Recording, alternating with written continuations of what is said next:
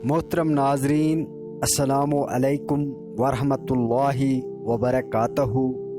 मैं हूँ आपका भाई अयाज शौकत और आप देख रहे हैं इस्लामिक बाबा सर्कल। आज के इस वीडियो में हम हज़रत आयशा रज़ी अल्लाह ताला अन्हा की औलाद क्यों न हुई, इसके बारे में आज इस वीडियो में बात करते हैं। दोस्तों, वाक़या मुकम्मल सुनना चाहिए।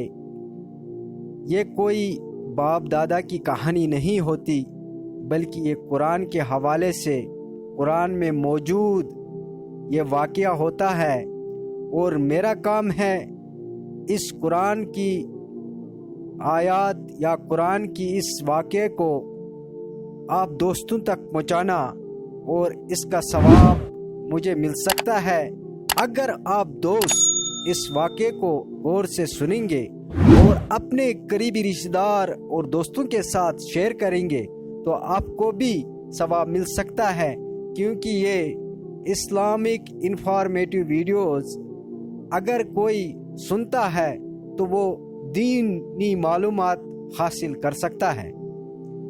दोस्तों, आपका कीमती वक्त ज़ाय किए बगैर शुरू करते हैं आज का ये वीडियो।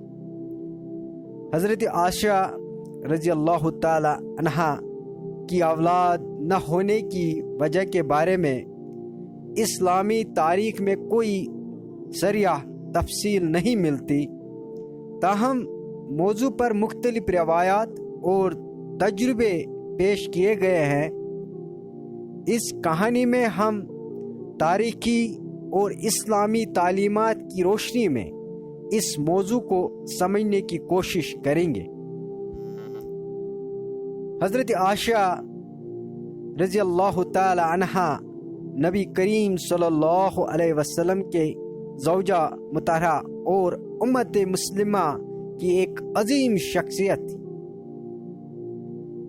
आपको उम्मुल मोमिनीन के लक़ब से याद किया जाता है और इस्लामी तालीमात में आपकी इल्मी खिदमात बेमिसाल है। आप न सिर्फ नबी करीम सल्लल्लाहु अलैहि वसल्लम की ज़ौजा थी, बल्कि आपने दीन इस्लाम के इल्म को उम्मत तक पहुँचाने में नुमायाँ किरदार अदा किया है। हज़रत आयशा रज़ी अल्लाह ताला अन्हा की शादी नबी करीम सल्लल्लाहु अलैहि वसल्लम से मदीना मुनव्वरा की ज़िंदगी के इब्तिदाई दिनों में हुई। आपकी आज़दो आजी ज़िंदगी निहायत मोहब्बत और इज़्ज़त पर मबनी थी। आप नबी करीम सल्लल्लाहु अलैहि वसल्लम के साथ कई अहम वाक़यात में शरीक रहीं, जिनमें जंगे मुआहदे और इस्लामी माशरत के बुनियादी उसूलों की तश्कील शामिल थी। हज़रत आयशा रज़ी अल्लाह ताला अन्हा के औलाद न होने की वजह के बारे में उलमा और मोरखीन ने मुख्तलिफ निकात पेश किए हैं।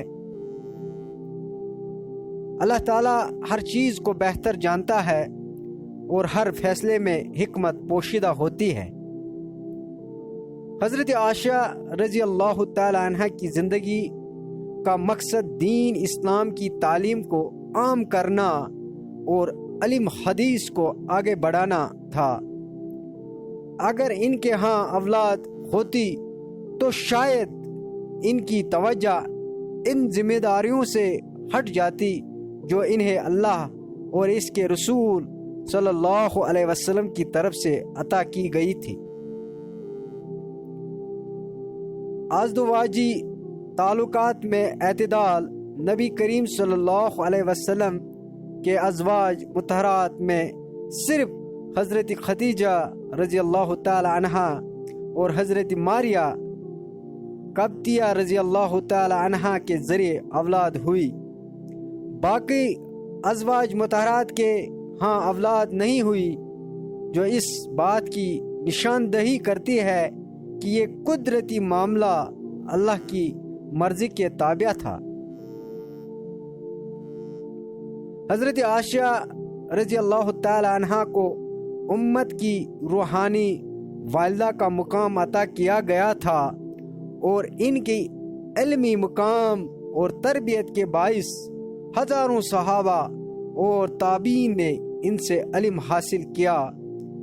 آپ کے اولاد نہ ہونا شاید اس بات کی طرف اشارہ کرتا ہے کہ اللہ تعالیٰ نے آپ کو پورے امت کی ماں کا مقام دیا اور اس ذمہ داری کو مکمل کرنے کے لیے آپ کو فارغ رکھا۔ حضرت عائشہ رضی اللہ تعالی عنہا کی علمیت اور خدمات۔ حضرت عائشہ رضی اللہ تعالی عنہا کی علمی خدمات کی کسی بھی اولاد کی ضرورت کو ختم کر دیتی ہے، کیونکہ آپ نے جو علمی ورثہ چھوڑا وہ نسلوں تک امت کے لیے مشعل راہ بن گیا۔ آپ نے 2000 سے زیادہ احادیث روایت کیے اور ان کی فقی اور بصیرت نے اسلامی شریعت کے لیے مسائل کو حل کیا۔ آپ خواتین کے مسائل پر ایک ماہر کی حیثیت رکھتی تھی، اور آپ کی فتاوی اور مشورے مرد و خواتین دونوں کے لیے رہنمائی کا ذریعہ تھی۔ ان کی زندگی کا ہر پہلو ایک درس ہے، وہ عبادات ہوں، ازواجی زندگی ہو یا دین کی تبلیغ۔ حضرت عائشہ رضی اللہ تعالی عنہ کی زندگی سے ہمیں یہ سبق ملتا ہے کہ اللہ کی ہر حکمت میں انسان کے لیے بہتری ہے۔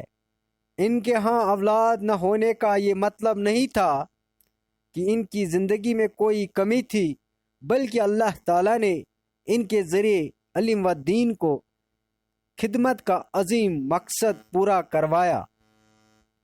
ان کی شخصیت ہمیں اس بات کی تعلیم دیتی ہے کہ دنیاوی خواہشات کے بجائے اللہ کی مرضی اور دنیا کی خدمت کو اولویت دینی چاہیے، اور دین کی خدمت کو اولویت دینی چاہیے۔